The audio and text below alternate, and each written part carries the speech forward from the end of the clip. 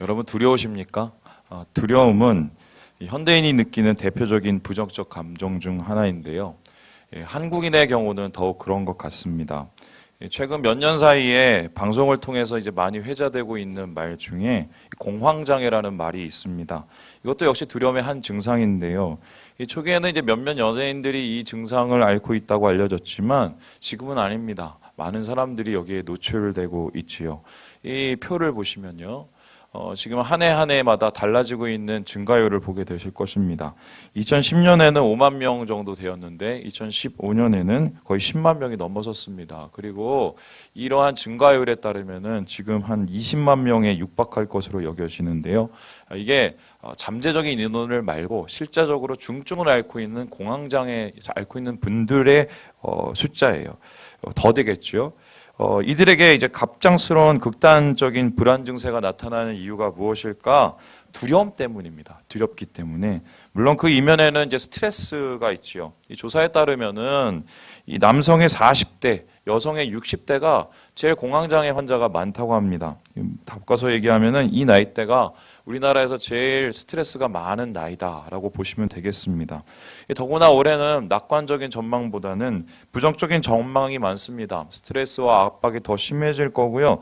두려워할 일들이 더 많아질 것 같은데요. 실제로 주위 분들 중에서 얼마 전부터 어려움에 빠졌다는 이야기를 들었을 때 참 그 적잖아 보이는 그런 상황을 보면서 저도 참 마음이 쓰립니다.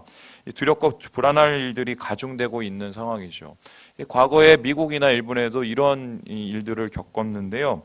1930년대 미국은 지금 우리의 상황보다 훨씬 더 어려웠습니다. 수많은 사람들이 두려움에 노출되고 수많은 사람들이 두려움에 장악된 이때 이 대통령이 된 분이 있어요. 루즈벨트인데요.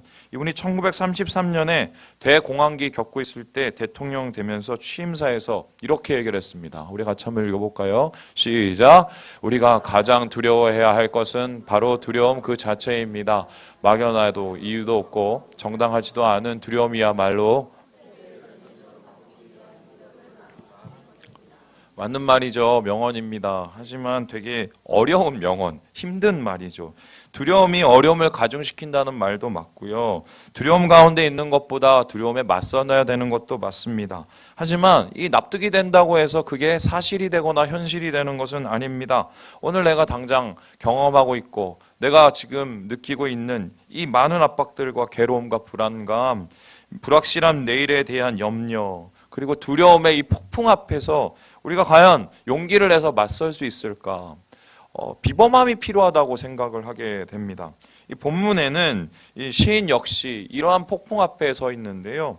그가 겪고 있는 두려움은 인간이 경험할 수 있는 최극단의 두려움이었습니다. 왜냐하면은 우리가 두려워할 수 있는 모든 상황들을 죄다 갖다 놓은 상황이 지금 시인의 상황이기 때문입니다. 우리 함께 4절과 5절의 말씀을 읽어보도록 하지요. 시작! 그때에 물이 우리를 휩쓸며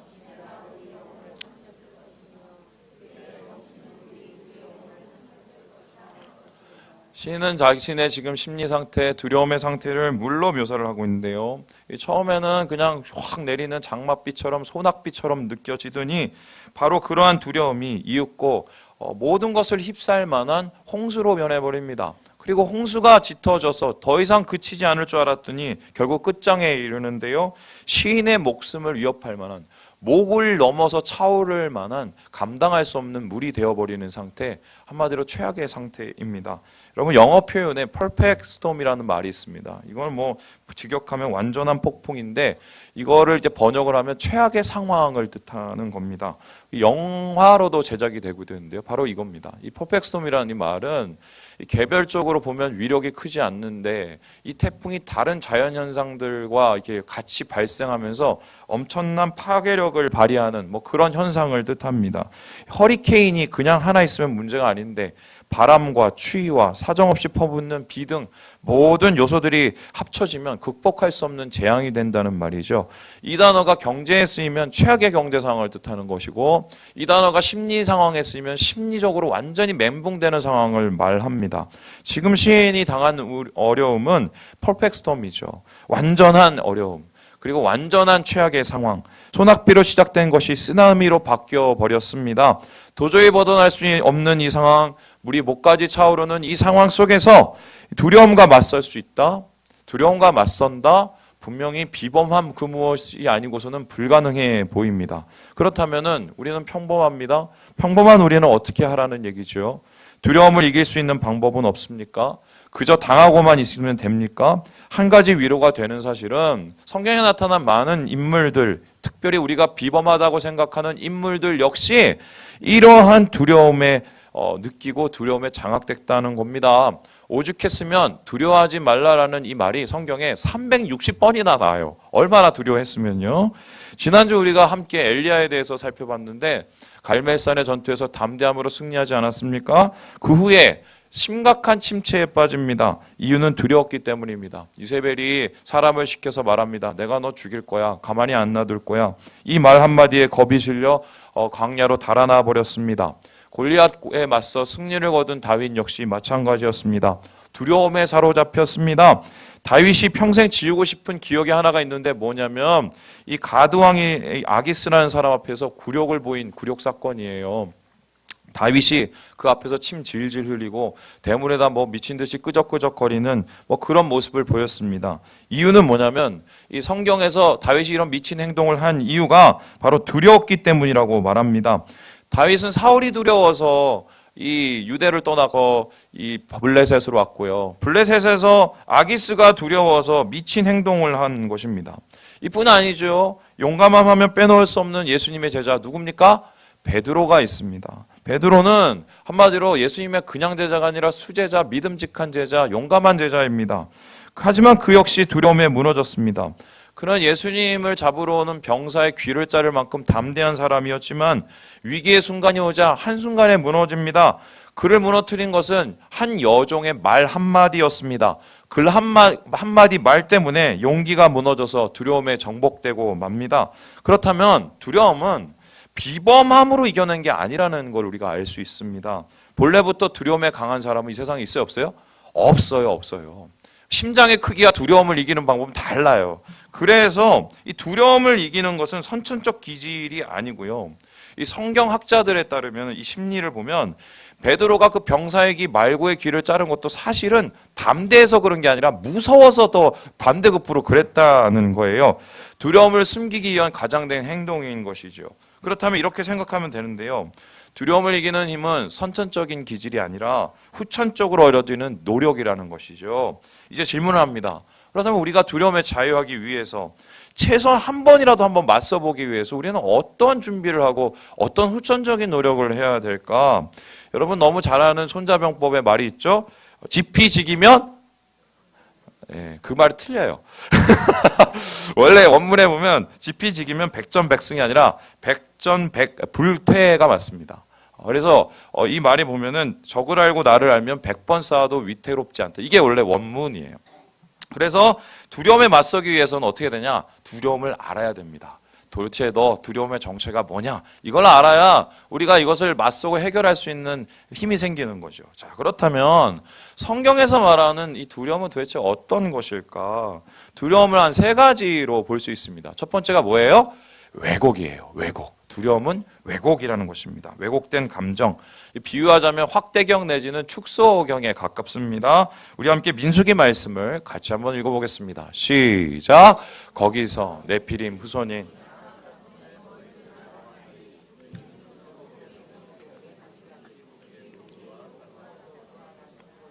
가나안으로 12 정탐꾼 보냈습니다. 가서 잘 보고 어떻게 하면 우리가 이길지 잘 보고 오라고 했습니다. 그냥 돌아오지 않았습니다. 포도송이 이만한 걸 가지에 어깨에다 메고 석류 무화과를 싣고 돌아왔습니다. 그리고 말았습니다. 와, 진짜 젖과 꿀이 흐르는 땅이다.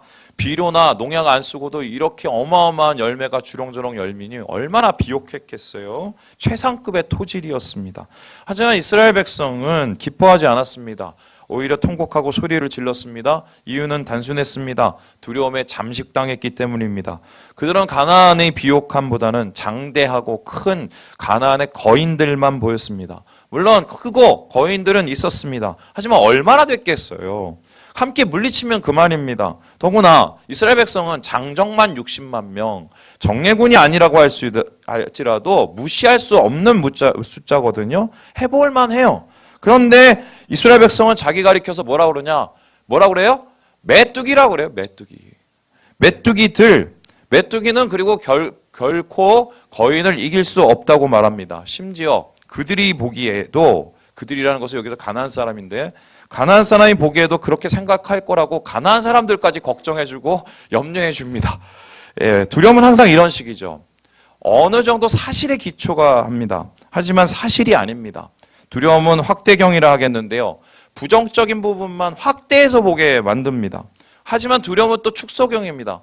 그런 상황 속에서 분명히 하나님 도우심이 있거든요. 우리가 할 수 있는 것들이 있거든요. 근데 그거는 화면 축소로 아주 작게 만들어버리는 것. 이게 두려움이죠. 결국 두려움은 왜곡된 감정이죠. 부정적인 믿음이고 거짓말입니다. 내가 할 수 있는 것조차 못하게 만드는 것. 그러므로 두려움을 대할 때 항상 명심해야 될 말. 여러분 자동차 사이드 미러에 써있습니다. 한번 보실까요? 뭐라고 써있어요? 사물이 거울에 보이는 것보다 가까이에 있으면 왜곡됐다는 거예요. 왜곡됐다는 거예요. 왜곡된 감정에 속지 마시고 가볍게 생각할 필요도 없지만 주저앉을 필요도 없습니다. 현실은 현실 자체로 봐야 돼요. 이게 기독교적 현실주의죠. 현실과 소망의 밸런스가 맞아야 되거든요. 더할 필요도 없고 덜할 필요도 없습니다. 그것은 왜곡된 감정을 대하는 우리의 처음 태도, 이게 바로 두려움에서 온다는 것입니다. 두 번째로 성경이 말하는 두려움은 무엇인가? 그 정체는 바로 뭐예요? 상처라는 거예요. 상처. 무슨 소리냐? 과거의 경험이 축적되어서 나한테 학습된 것이 바로 두려움이라는 것입니다. 우리 함께 9절 요한복음 말씀 읽어봅니다. 시작. 사마리아 여자가 이르되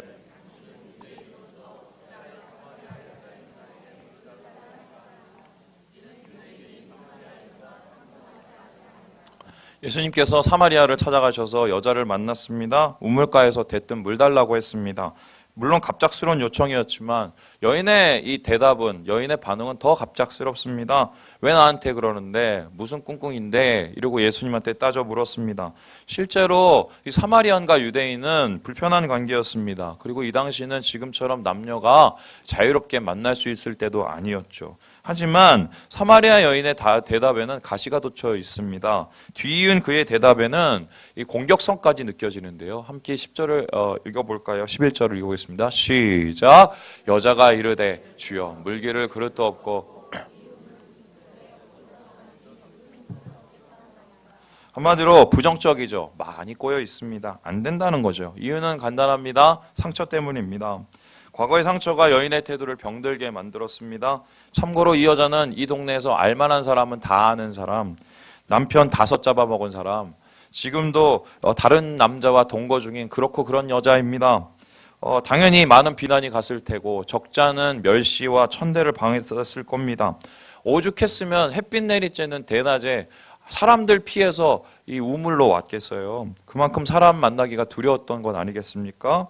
두려움은 항상 왜곡된 감정인가 동시에 이 왜곡된 감정이 자꾸 반복이 되면요, 학습이 돼요.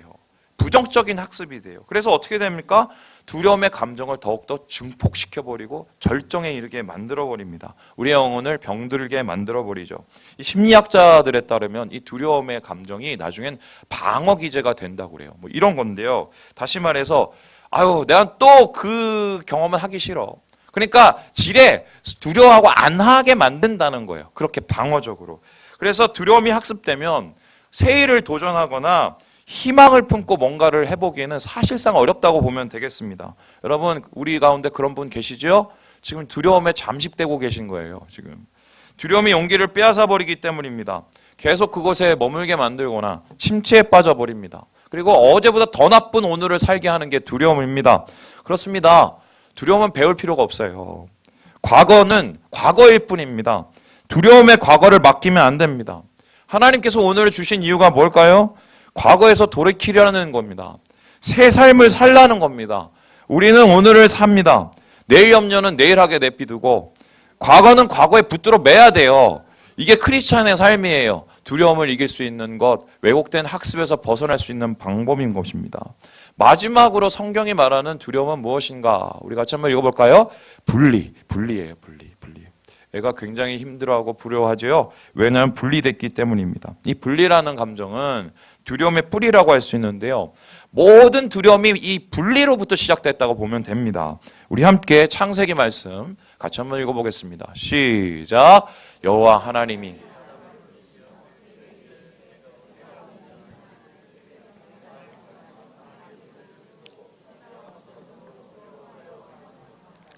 이 두려움이란 히브리어 단어가 야레예요. 근데 이 야레라는 단어가 처음으로 쓰인 게 창세기 3장 10절 여기예요.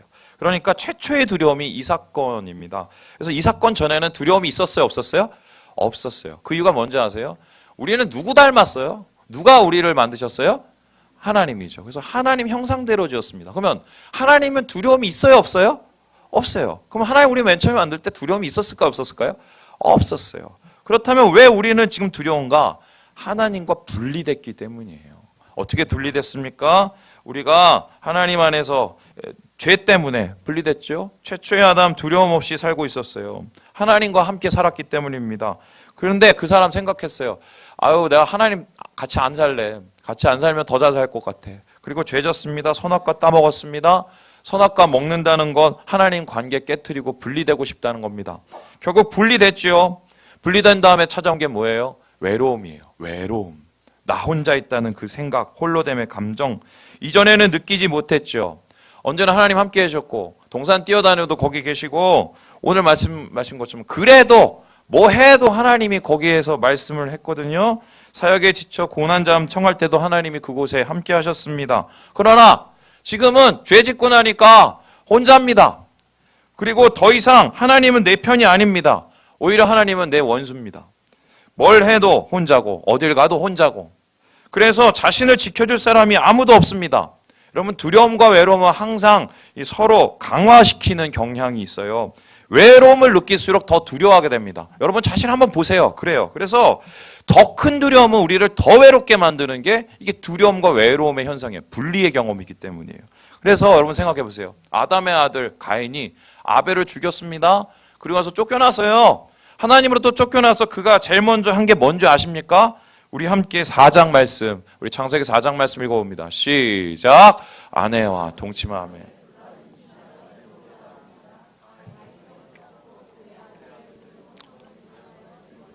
두 가지 했어요. 첫 번째 사람 모았어요. 여자 끌어모으고 애 낳고 두려워서요. 그리고 두 번째 뭐 했어요? 성을 쌓았어요. 사실 이 가인이 왜 성 쌓고 애 낳냐, 사람 끌어모았냐? 두려워서 그런 겁니다. 자기가 혼자라는 것이 불안했기 때문입니다. 오늘날도 많은 사람들이 가인처럼 성 쌓고 앉았습니다. 사람 모으고 앉았습니다. 왜요? 두려워서, 불안해서. 그래서 하나님을 잃어버리고 내 힘으로 살려고 하면 항상 인간은 이딴 식이에요. 두려워서 항상 성 쌓고 항상 사람 모으고 거기 안에 머물려고 합니다. 두려움은 하나님으로부터 분리된 감정이기 때문입니다. 자, 그러면 이제 우리는 두려움의 윤곽을 파악을 했습니다. 두려움은 왜곡된 감정, 학습된 상처, 분리된 영혼. 그럼 이제 마지막 질문을 하죠. 어떻게 하면 될까요? 어떻게 하면 이길 수 있을까요? 이 왜곡된 감정에서 어떻게 우리의 감정을 되돌리고 학습된 상처에서 어떻게 하면 좀 벗어나고 이 분리된 영혼을 어떻게 하면 만족하는 영혼으로 바꿀 수 있을까? 시인은 여기에 대해서 다음과 같이 대답하고 있습니다. 우리 1절의 말씀을 읽어봅니다. 시작. 이스라엘은 이제 말하기를 여호와께서 우리 편에 계시지 아니하셨더라면. 시인이 말합니다. 이것은 좀 이렇게 쉽게 번역을 하면요, 이렇게 이런 말이 되는데요. 이스라엘, 그 전이에요. 이스라엘아 대답해 보아라. 주님께서 우리 편이 아니셨다면 우리가 어떠하겠느냐. 이게 세번역 번역입니다. 시인이 말해요. 대답해봐. 대답해봐. 두려움이 오지? 힘들지? 괴롭지? 불안하지? 그럼 대답해봐. 뭘 대답하냐? 우리에게 왜 그 두려움이 오고 있는지, 그리고 우리에게 하나님이 어떤 분이신지를 대답해 보라는 겁니다. 그래서 두려움을 이길 수 있는 것은 내 자신에게 대답하는 거예요. 내가 왜 두렵고 하나님은 나에게 어떤 분이신지를 대답하면 두려움을 이길 수 있다고 말합니다. 실제로 이 시편에 대해서 마르바돈이라는 목사님은 다음과 같이 얘기를 합니다. 우리 함께 같이 읽어보도록 할까요? 시작. 우리는 두려울 때 염려의 원인에 초점을 맞추는 대신에 주님이 어떠한 분이신지에, 그리고 그분이 신뢰할 만한 분이라는 사실에 집중해야 한다. 우리를 통제할 수 없는 현실인 감정을 억누르지 않아도 된다. 오히려 그 감정을 생산적인 방향으로 돌릴 수 있어야 한다. 그때 우리를 불안하게 만든 모든 것 가운데서도 남자분들 중에 막 소리 갑자기 크게 막 크게 웃고 막 이러시는 분 있죠. 그리고 갑자기 막 이렇게 막 큰 소리 막 치면서 이러시는 분 있죠. 왜 그런 줄 아세요? 이게 죄송해요. 이게 개 짖는 거하고 비슷해요. 개가 왜 빡 하고 짖는 줄 아세요? 무서워서 그래요. 남자도 마찬가지인데 저도 그러거든요. 이게 무서우니까 그런 거예요. 두려움에. 근데 사람들은 이렇게 어릴 때 어떻게 하냐면 야, 뭐 남자가 뭐 그딴 거 같다 그래. 뭐 두려워. 이렇게 학습을 받아요. 그래서 두려움을 감추기를 받습니다. 그런데 오히려 성경은 안 해요. 대답을 해보라는 거예요. 너 두렵지? 솔직하게 인정하라는 거예요. 그리고 왜 두려운지 얘기를 해보라는 거예요. 여러분, 두려움은 거짓된 사실이 아니라 왜곡된 사실이죠. 분명히 두려워할 만한 이유가 있습니다. 시인이 만난 삼중폭풍, 원수의 위협, 공격, 허상 아닙니다. 현실입니다. 하지만 시인은 두려워할 만한 현실 앞에서 누구를 봤어요? 사람 봤어요? 하나님 봤어요? 하나님 봅니다. 상황을 봤어요? 약속을 봤어요? 약속을 봅니다. 왜냐하면 물론 두렵고 불안하고 또 두려움과 불안함이 그의 마음을 잠식하고 있지만 그것을 있는 모습 그대로 하나님 앞에 고백하고 올려드리는 거예요. 시인의 마음속 속에 확실한 대답이 하나가 있기 때문인데 그래도 하나님 내 편이지. 그래도 하나님 나와 함께 하시지. 그래도 하나님 나 안 버리지. 이런 확실한 대답이 있기 때문이에요. 여러분 하나님 함께 해도요 두려울 수 있어요. 근데 우리는 그 두려움을 해결하는 감정과 그 감정의 이 과정이 중요한 거예요. 뭐예요? 하나님 앞에 인정해 드리는 거예요. 하나님 나 이렇게 지금 굉장히 두려워요. 불안해요. 하지만 하나님 함께 하시죠. 나 안 버리시죠. 하나님 나를 지켜주시죠. 이렇게 하나님 앞에 이것을 상정해서 올려드리는 게 두려움을 해석하는 방법, 바로 두려움에 대한 대답이라는 거예요. 여러분 맥스 루케이도라는 이 목사님이 아무것도 염려하지 말라는 책을 쓰는데 여기 보면 헬리나 웨르는 영성가의 글을 인용한 일화가 있습니다. 바로 이 서커스 공중근해에 관한 일화인데요. 여러분 예전에는 설 때 막 항상 이거 방송하고 그랬는데 요즘에 안 해요. 뭐 한때는 또 막 연예인들 시켜서 막 이거 하더니 요즘에는 위험하다고 다 안 하더라고요. 근데 여러분 이 서커스의 가장 하이라이트가 뭡니까? 공중근해 돌기예요. 그죠? 이거 어떻게 하는지 아찔하죠. 아슬아슬하게 공중에서 줄 몇 가닥에 의지해서 제주를 부리고. 그래서 이거 잘 못 보시는 분도 있더라고요. 이게 막 마음이 약하신 분, 심장 약하신 분 잘 못 봅니다. 하루는 이 헬레나 웬이라는 이분이 공중근해 하시는 이 서커스 단원을 만나러 갔어요. 근데 제일 먼저 물었고 싶은 말이 있었어요. 뭔지 아세요?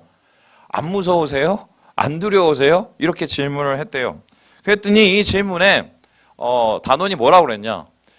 Yes, but no. 두렵죠? 그런데 안 두려워요. 이렇게 얘기를 했대요.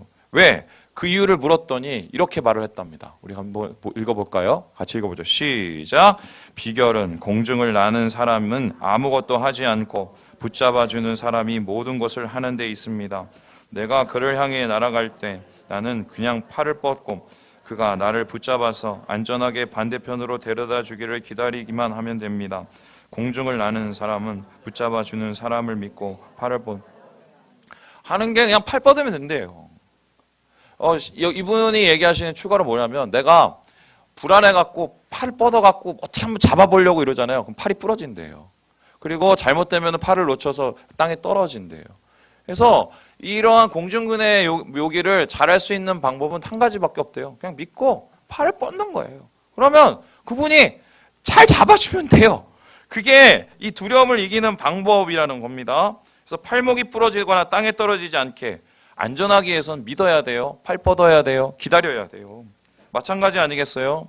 우리가 오늘 공중근해 같은 인생 살고 살얼음 같은 오늘 하루를 사는데 한숨이 일상이 되어버리는 오늘 가운데 정말 믿을 게 아무것도 없고 대답할 것이 아무것도 없는 현실 어떻게 해야 됩니까? 팔을 뻗어야 돼요. 여러분 방법이 있으면 얘기해 보세요. 다른 방법이 있으면. 돈이 해결해 줄 것 같죠? 영원할 것 같아요, 그 돈이? 돈 쌓아놓고도 불안해하고 두려워하시는 분들은 도대체 뭘 어떻게 해석을 하겠어요? 팔 뻗어야 돼요. 하나님 내 팔 잡아주겠죠. 하나님이신데. 그래서 우리가 교회 나와서 예배드리는 거 아니에요? 하나님이 내 팔 잡아주시니까 내가 힘들고 어렵고 괴로울 때 하나님이 내 편이니까 나를 안 버리니까 하나님 어려움 속에 나 붙잡아 주니까 팔 뻗으면 돼요. 그리고 하나님 믿으면 돼요. 그게 두려움을 이기는 방법이라는 겁니다. 제가 오늘 사실은 이제 좀 부끄러운 얘기를 좀 하겠습니다. 예. 이 말씀을 제가 오늘 준비하게 된 이유가 지난주 저의 경험 때문에 그렇습니다. 지난주 우리가 특세를 했어요. 특세하는데 이번 특세는 진짜 저한테 좀 어려웠어요. 왜냐하면 말씀 준비 스트레스가 예전에 비해서 이상하게 훨씬 더 이렇게 와서 이게 뭐 어떻게 해결이 안 되는 수준이었어요. 그래서 불안해서 더 열심히 했거든요. 그래서 10시간씩 막 준비를 하고 말씀을 준비하는데 이 막 불안감과 이 두려움이 해결이 안 나는 거예요. 그래서 더 이상 막 책을 읽을 수 없는 상황까지 왔죠. 그래서 제가 책을 덮었어요. 나중에 뭐 이런 얘기를 주변에 해봤더니 목사님 몸이 허해지신 거 아니에요? 목사님 갱년기 온 거 아니에요? 그런데 모르겠어요. 근데 이상하게 마음에 막 두려움이 막 오는데 이게 막 공포적으로 오는 거예요. 그래서 책을 덮고 하나님 앞에 물었어요. 하나님, 이 감정은 도대체 뭡니까? 제가 뭘 두려워하나요? 이렇게 질문을 했어요. 그랬더니 하나님이 오히려 저한테 반대로 질문하셨어요. 네가 대답해봐. 네가 대답해봐. 너는 뭐가 제일 두렵니? 자, 생각해보니까 잘 못할까 봐 두렵더라고요. 실패할까 봐. 내가 쌓아온 것을 잃어버릴까 봐. 근데 생각을 잘해보니 이거 바보 같은 생각이에요. 이때까지 제가 잘해서 한 게 뭐가 있다고요. 나는 팔을 뻗었고 하나님 잡아주셨고 올려주셨어요. 하나님 하신 거예요. 이분은 하나님이 한다고 맨날 얘기를 해요. 하나님 도와준다고 맨날 얘기해요. 그렇게 설교도 하고 그렇게 살려고 해요. 그런데 이 마음의 한편 속에서는 계속 뭐예요? 안 되면 어떡하지? 실패하면 어떡하지? 못하면 어떡하지? 날아가면 어떡하지? 계속 이런 마음이 우리의 마음을 좀먹는 거지요. 제 마음을 좀먹는 거지요. 그래서 하나님 앞에 기도를 했어요. 야, 하나님 내가 굉장히 바보 같네요. 내가 하나님 별로 안 믿나 봐요, 제가. 그래서 하나님 앞에 엎드려서 그렇게 기도를 했어요. 하나님, 하나님을 좀 알게 해주시고 하나님을 좀 믿게 해주시고 하나님 좀 만나게 해달라고. 제가 그렇게 기도를 했어요. 마음이 너무 불안해서 설교 준비 때려치고 그렇게 하나님 앞에 엎드렸어요. 그리고 나서 5일을 말씀 전하고 잘했는지 모르겠어요. 근데 맡기고 했어요. 손 뻗고 했어요. 여러분, 이러한 두려움과 불안이 저만의 것일까요? 올해 우리가 당하게 될 여러 가지 위험들과 어려움들, 머릿속에서 수많은 계산들이 우리를 얼마나 어렵게 하고 있어요. 불안하게 하고 있어요. 잘하지 못할까 봐, 실패할까 봐, 잘 안 될 것까 봐, 내가 쌓아온 거 다 잃을까 봐. 여러분, 바보 같은 생각이에요. 우리가 한 게 있어요? 예수 믿는 사람이 스스로 한 게 있어요? 하나님이 우리 편을 안 대주시면, 하나님이 우리 안 도와주시면 우리가 뭘 했어요? 주님 대답해 보라고 말씀하세요. 네가 한 게 뭐 있니? 네가 혼자 한 게 뭐 있니? 너 혼자니? 나 못 믿니? 하나님이 대답해 보라는 거예요. 이 대답을 해봐야 너의 두려움의 그 존재의 이유와 그리고 그 두려움을 이기게 하실 하나님이 누구라는 걸 대답해야 이 두려움에서 해방될 수 있다는 거예요. 제가 이렇게 하나님 앞에 있고 제가 그 새벽에 혼자 찬양을 했어요. 그 두려움이 변하여 내 기도 되었고 전날의 한숨 변하여 내 노래 되었네. 주님을 찬송하면서 할렐루야 할렐루야 내 앞길 멀고 험해도 나 주님만 따라가리. 이 대답을 원하시는 거예요. 예수님 십자가 올라가실 때 편했어요? 가기 싫었어요. 두려웠어요. 그런데 예수님 따라갔어요. 나 주님만 따라가리. 나 주님만 따라가리. 그 두려움이 변해서 내 기도가 되고 노래가 될 때 나 주님만 따라가리. 우리 디모데후서 1장 7절 말씀 읽고 말씀을 마치도록 합니다. 시작. 하나님이 우리에게 주신 것은 두려워하는 마음이 아니요 디모데는 두려웠습니다. 에베소 교회 가는데 이 교인들이 장난이 아닌 거예요. 근데 자기는 지금 나이가 어려요. 몸은 약해요. 수줍고 민감해요. 성품은요. 그래서 교인들이 자신 업신여길까봐 사용 못할까봐 두려웠습니다. 그런데 이러한 바울은 이러한 상황을 알고 사랑으로 그에게 권면을 합니다. 두려운 것 당연하지. 하지만 두려움 대신에 하나님 마음을 품어 성령이 너에게 주신 능력을 바라보고 예수님께서 나타내 주신 십자가 사랑을 한번 붙들어. 그리고 이 믿음으로 네 마음을 단련해. 그러면 이길 수 있어. 두려움은 대답입니다. 두려움을 이길 수 있는 방법은 대답이에요. 내가 어떻게 대답을 할 것인가. 괜찮습니다. 두려워도 솔직해지세요. 하나님 앞에 털어놓으세요. 손 뻗으세요. 붙잡아 달라고 하세요. 주님이 우리에게 이 대답을 원하십니다. 하나님 우리 편이시고 내가 어떤 상황 속에서도 주님을 놓지 않습니다.